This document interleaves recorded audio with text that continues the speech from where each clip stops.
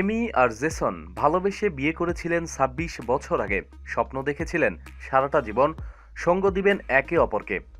কিন্তু তাদের স্বপ্নের পথে কাটা হয়ে দাঁড়ালো মরণব্যাধি ক্যান্সার। এমি একজন লেখিকা। জেসনের সঙ্গে সুখের জীবন পাড়ি দিতে দিতে কখন যে শরীরের মধ্যে মরণব্যাধি ক্যান্সার দানা বেঁধেছে তা জানতে পারেননি তিনি। চিকিৎসক বলছে হাতে সময়ও নেই।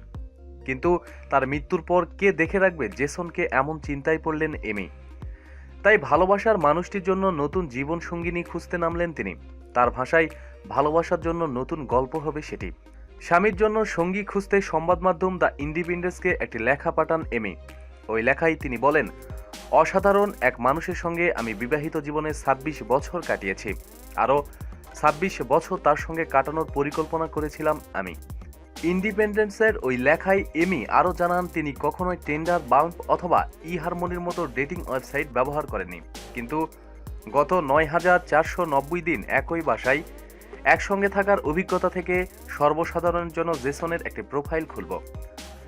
জেসনের যেসব দিকগুলো তিনি পছন্দ করেন তার একটি তালিকাও বানিয়েছেন এমি। এছাড়া সঙ্গী হিসাবে জেসন কেমন ভালো তার একটি তালিকাও বানিয়েছেন তিনি। প্রতিদিন সব খবরাখবরের জন্য সাথেই থাকুন এবং সাবস্ক্রাইব করুন। ধন্যবাদ।